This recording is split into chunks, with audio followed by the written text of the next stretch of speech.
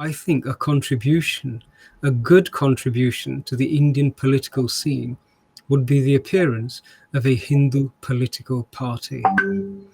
Now, a Hindu political party would be able to develop a consensus. It would be an indigenous voice, and as such, it would be respected, and it should be respected. And it may well be that a coalescing of the Hindu voice into a political force would bolster the BJP and give the BJP the support that they need, that they would then be empowered to make the changes that are necessary. Yes. It's absolutely crystal clear that if the administration in Pakistan is strengthened, that strengthened status will actually cause harm to the citizens of Bharat. And so that should be really clear to them. I hope they don't succumb to this weakness. It's a psychological weakness, this Dyalu nature, which is if I'm seen to be gracious and generous, even with my enemy, then I'm a more superior being. That is what we call Satvik Ahankar. It is that same egotistical driver, but it's clothed in Satvik appearances.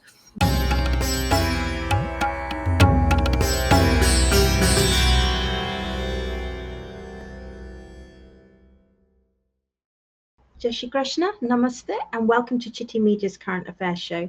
Today I'll be talking to our very esteemed Panditji, in-house Panditji, Pandit Satish Sharma. Panditji, welcome. Namaste Saloniji, Jai Shri Ram to you and Jai Shri Krishna to you. It was lovely to see you at the Hare Rama Hare Krishna Mandir on Krishna Janmashtami. That was a wonderful surprise, and my goodness, what a lovely day we had. It was fantastic. That was Krishna's arrangement, by the way. Thank you. And we must also wish you and our viewers a happy Ganesh Chaturthi today as well. Of course. Om Gang Ganpate Namaha to everybody. Om. So, Panditji, let's just crack in. There's so much happening since we've last spoken, and it's been a few weeks now. So recently, around the world, Pakistan is hitting the headlines. They've been suffering from floods, and they're asking the world for financial help. And China have offered some financial help, but it's a surprisingly paltry amount. What are your views on that? I think it's an indication not only of China's changing assessment of what quality of a friend it has in the Pakistani administration, but also globally. Pakistan has been on the receiving end of charity and compassion from most of the countries of the world at one time or another. And it's gotten to that point where I think it's exhausted its list of potential creditors, both in terms of finance, but also in terms of compassion. There has been a muted response to the tragedy.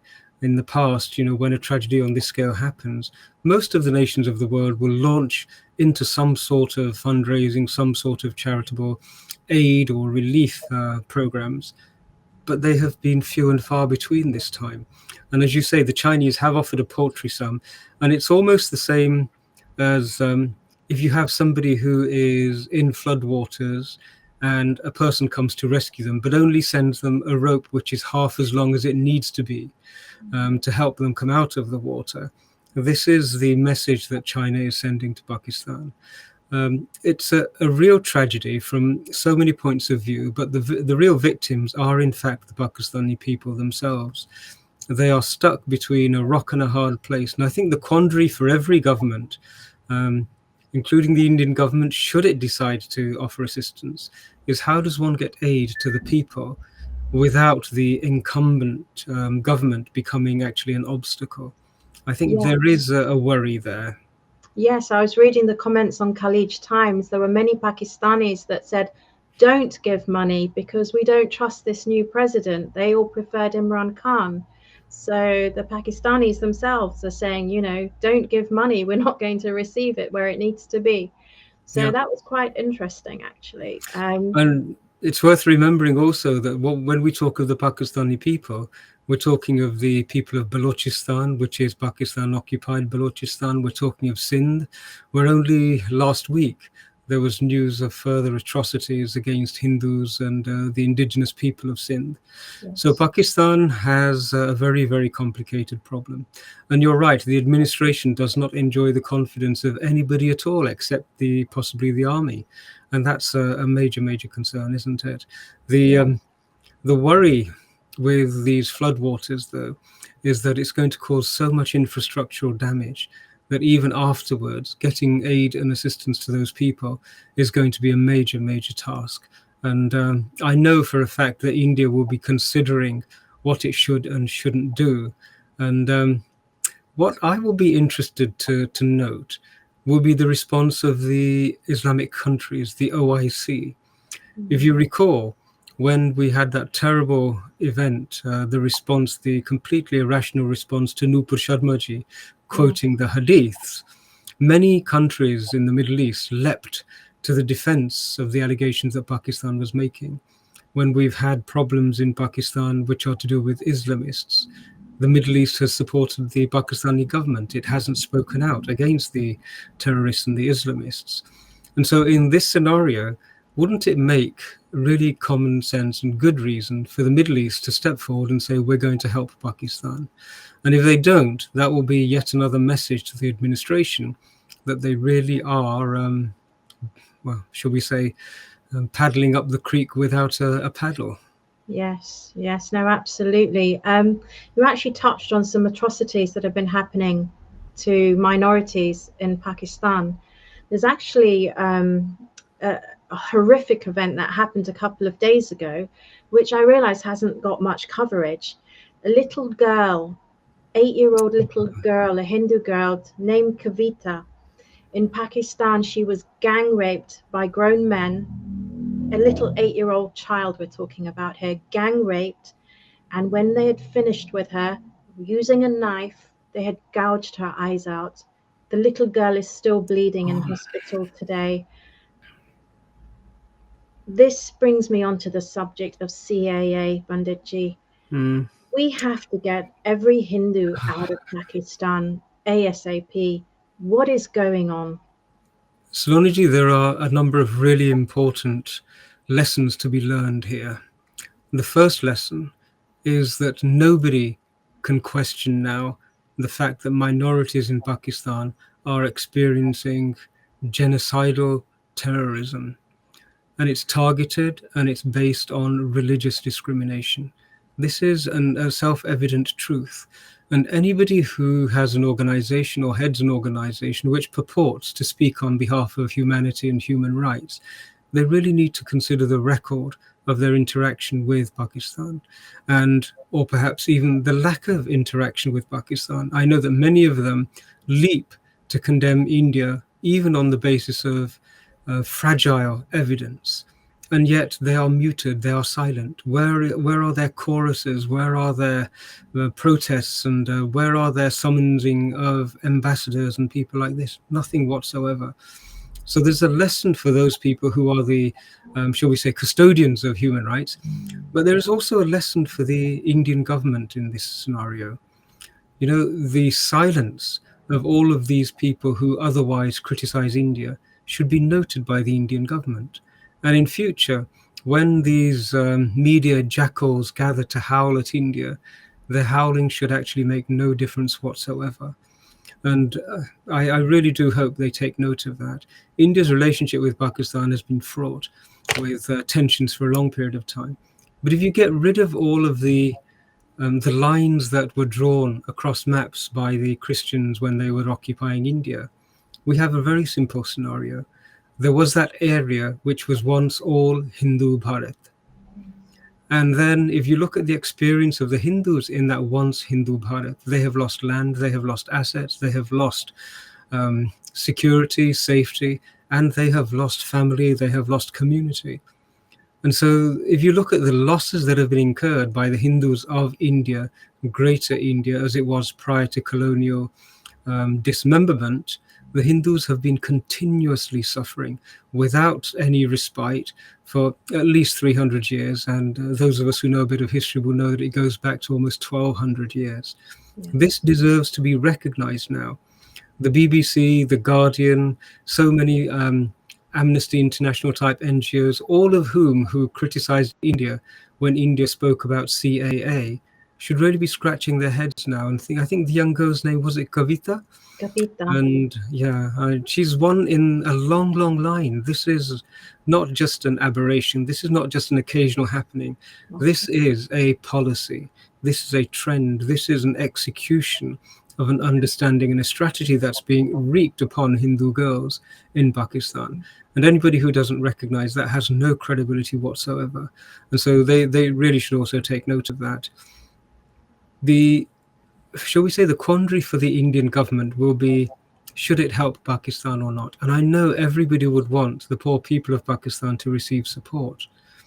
But it's at times like this that one has to step back a little and also recollect that those same poor people of Pakistan, whenever there was a Pulwama or there was some sort of a terrorist attack, the attack in Mumbai, all of those things, there was no vast majority of Pakistani people who were saying these are terrible things. Yes. You know, we see regularly mass marches through Karachi, Islamabad, against the Indian government. And that's not just military forces, that is the Pakistani population. And so India, I think, needs to take a very robust and stance. And it also needs to remind itself that the Indian government is beholden, accountable to, and answerable to the Indian citizens. Yes. And the Indian citizens have not authorized them to run a shelter for every Tom, Dick, and Nasir who may appear on the scene. You know, their own governments have their own obligations. The Pakistani people would be in a different situation now had their governments been able to maintain a more civilized relationship with so many of their neighbors. It's tragic. It's difficult to make those choices. But after the 1,000 cuts war that the Pakistan establishments declared on India, it's a consequence of that. Yes, I mean, I was reading a lot of the comments where many people are saying this is karma, and if the Pakistani people are saying don't give financial aid to the government, we should respect that. It's true. You've reminded me of an incident in history, if you don't mind, and I can take a couple of moments, I'll share it with you. Of course. One of the most ancient and most celebrated universities of the ancient pre-colonial world was a place called Nalanda. And Nalanda was probably the largest university at that time. It had over 10,000 residential students from all over Asia and the Middle East who had come there to study. They used to have over 1,000 resident professors and teachers and over 9 million manuscripts gathered over a long period of time. In across the border in Afghanistan, there was a terrible warlord called Khilji, Bakhtiyar Khilji. And he became terribly ill. And his advisor said to him, oh, there are physicians in Nalanda who will be able to cure you of your illness. And he summoned them, and a physician was sent from India. And the physician was given very strict commands by Khilji himself, who said, you mustn't use any herbs or medications, and you mustn't do anything which is contrary to Islam. I don't want to be treated by any pagan kafir sort of magic or anything like that. And the condition that Khilji was in was deteriorating. And there was a lot of aggression towards this particular Ayurvedacharya. But the Ayurvedacharya, he asked the courtiers, he said, does he read any books? And they said, yes, he reads the Quran. And so what this scholar, I hesitate to call him a scholar as the consequences of his actions were devastating. What he did is he prepared the medication and he coated the edges of the pages of the Quran which Khilji read with the medicine. And so as Khilji was reading it, he was touching his, and then turning the pages. And as a result of that, he imbibed all of the medicine and recovered dramatically. And it was the same Khilji who then decided to burn Nalanda down. And so Khilji came to Nalanda and he set it on fire. The books burned for, I think, almost between 6 to 9 months, they say. There were so many things. He slaughtered the occupants because they were engaged in activities which are non-Islamic. And that's the consequences of this desire to do good, even when you're dealing with a person who is evil and openly evil. And so the heads of state are required to make very wise decisions on the basis of consequences. It's Yes. absolutely crystal clear that if the administration in Pakistan is strengthened, that strengthened status will actually cause harm to the citizens of Bharat. And so that should be really clear to them. I hope they don't succumb to this weakness. It's a psychological weakness, this Dyalu nature, which is if I'm seen to be gracious and generous, even with my enemy, then I'm a more superior being. That is what we call sattvic ahankar. It is that same egotistical driver, but it's clothed in sattvic appearances. And Yes. so we really need, the people of Bharat need peace. They Yes. need to have safety from both borders. The people of Punjab, the people of Kashmir need peace. And that must be the primary and only concern of the government of India, irrespective how hard a decision that is for them. And anybody who thinks that India should be making a greater degree of support, they should approach the United Nations and get all of the United Nations members to equally offer the same sort of support. Yes. Yes. No, absolutely. I read online as well, there was quite a few people saying that aid should only be given to countries where human rights and minority rights are executed properly. And Pakistan has a lot in that field to still do, as we've recently seen with Kavita's case. And that, as you said, that sadly isn't going to be the first. It's not the last. This is an ongoing attack, constant attack, because what they actually did was barbaric. It's not a quick gunshot. It's torture, it's cruelty, it's monstrous. And it makes one wonder what kind of children are being raised in madrasas to turn into monsters. This is a Slowly, terrible. you said terrible, and that's the word. This is how barbarians create terror. It's a strategy of war.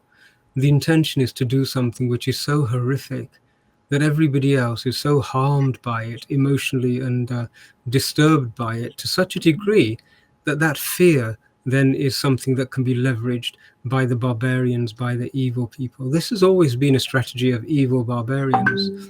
You know, we mustn't forget that the reason that Girjar Tikku was sawn in half in Kashmir was to strike fear into the heart of all the other Kashmiris so they would flee. This is a barbarian's tactic of war, and it should be recognized as such.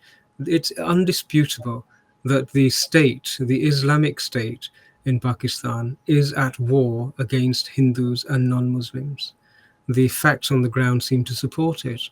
And there has been more than enough opportunity for all of the international agencies and all of the countries that support Pakistan to consider this, and indeed for the Bharatiya government to recognize this, that it has a duty to the indigenous people of that whole South Asia region, and that duty must come first.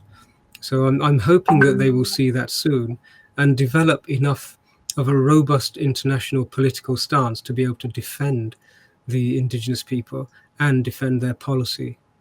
Yes, no, absolutely. Just moving on a little away from Pakistan, we want the CIA to be successful, and we want Hindus to arrive in India successfully and live in peace. However, there was a very recent disturbing case again, but this time in Jharkhand in India, of a young lady called Ankita Kumari. She was a 19-year-old teenager who was refusing the advances from someone called Shah Rukh Khan, not the actor, but another boy from her school.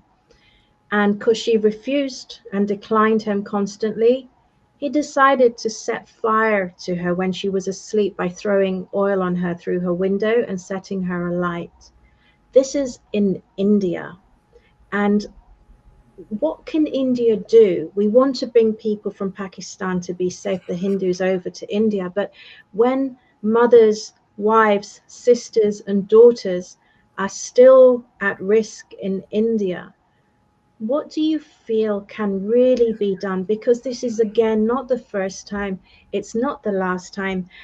It's a point where I've again seen how Hindus, where they did first fall to fear, are now angry. How do you feel they could best channel that anger? It is yet another tragedy, and I think we have almost gotten to the stage where you and I talk about so many of these things.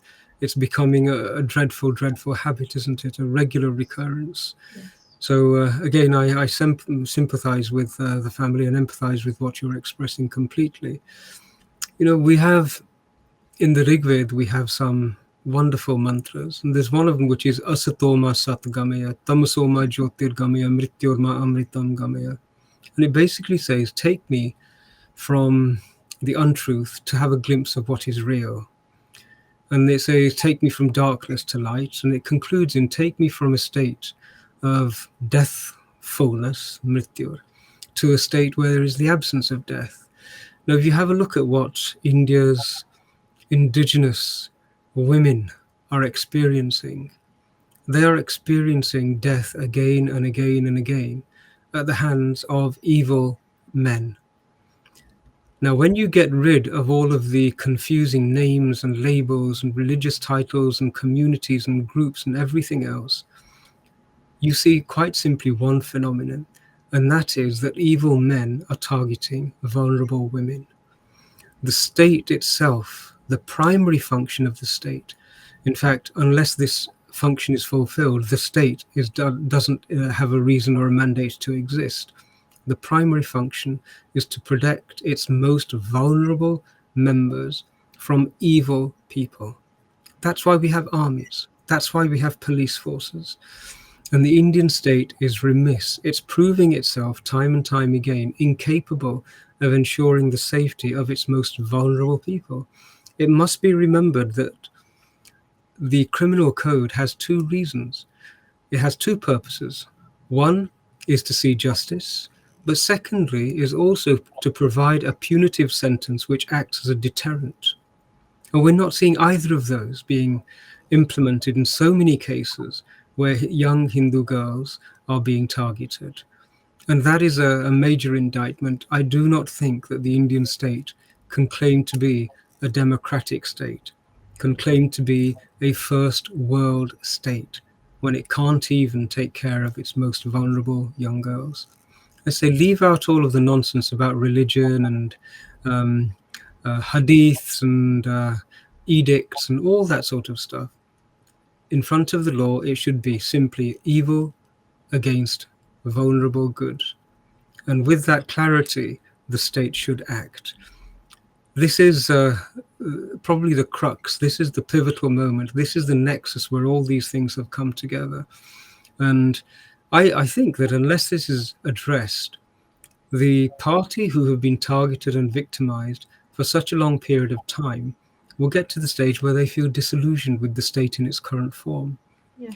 And if they are not seeing an opportunity or an option or a choice which looks after their basic fundamental human rights, remember, if one Hindu daughter is not safe, no Hindu daughters are safe. If they see that there is no option, then they should actually look at a third option. And I've said this before, I think a contribution, a good contribution to the Indian political scene would be the appearance of a Hindu political party. Now, a Hindu political party would be able to develop a consensus. It would be an indigenous voice. And as such, it would be respected, and it should be respected. And it may well be that a coalescing of the Hindu voice into a political force would bolster the BJP and give the BJP the support that they need, that they would then be empowered to make the changes that are necessary. And in politics, everything has to be considered.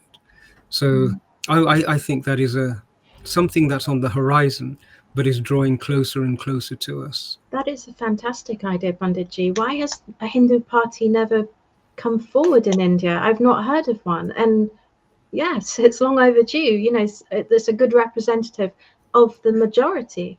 It is. In most countries across Europe, you have many Christian democratic countries. Yes. The political parties in America, especially the Republicans, they trumpet their Christian affiliations and value systems. Yes. In India itself, we have the AIMIM, the Islamic political parties. So there's no reason why that shouldn't occur.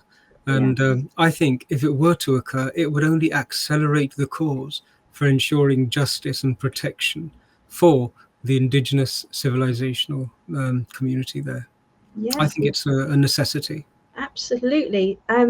Do you know if there is such a party in India, or is that something that we need to start encouraging and forming? I think we should encourage it at every opportunity. And these things are best left to gently, quietly grow and plant roots until the shoots are ready to appear themselves. I'm very confident that the roots are being watered and nurtured and nourished. And I would like to see them really bear fruit very, very soon. Absolutely. There's a huge gap in the political market for that. So, yes, that's a There is. fantastic suggestion. Panditji, thank you again for your very valuable input on this subject. Are there any final words you'd like to say before we wrap up this evening? Slonji, just to again express our sympathy and, in one case, condolences for the families who are going through such hardship at this moment in time. They need all the protection that the nation can give to them, all the support that the nation can give to them.